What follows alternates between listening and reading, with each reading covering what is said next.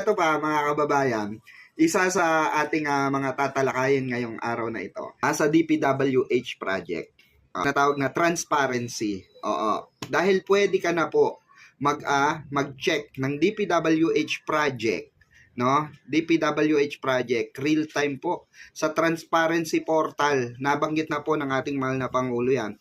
Diniscuss na niya po 'yan sa kanyang 'di ba?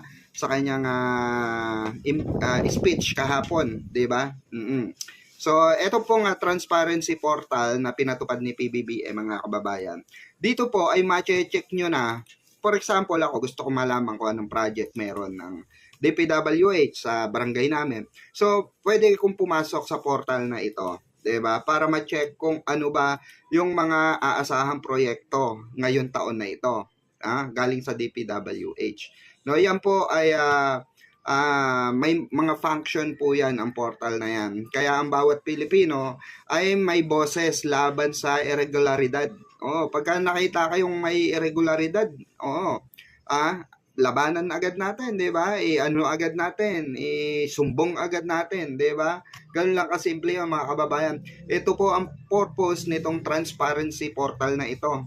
At dito lamang po yan nangyari for the first time in the history, no, sa pamunuan po ng ating mahal na Pangulong si PBBM mga kababayan. Okay? Malinaw po yan mga kababayan dahil eto pong ating mahal na Pangulo ay talagang nagpupursige po para maisaayos ang ating bansang Pilipinas. Hayaan nyo yan mga kritiko, mga kulangot naman yan Hayaan nyo na yung mga didilis, 'di ba? Dahil wala naman nagawa si Digong 'di ba? Ang nagawa lang niya, ayun, nagpakulong sa ICC. Nasa dahig doon na mamamatay, 'di ba? Yung koloko Maaari na ang makita ang mga partikular na datos ng government infrastructure projects online. Ito ang binuksan sa publiko ng pamahalaan sa pamamagitan ng Department of Public Works and Highways o DPWH Transparency Portal.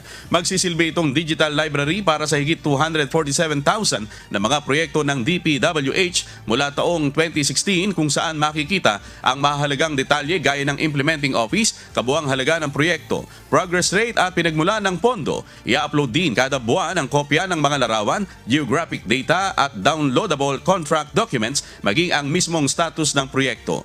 Namili kami ng halimbawa, itong Eliseo Trinidad Access Bridge Project sa Pampanga River. Kung titignan ninyo, gamitin nyo yung search bar, makikita ninyo agad sa portal ang implementing office, ang contractor, ang halaga ng proyekto, ang accomplishment, completion date, at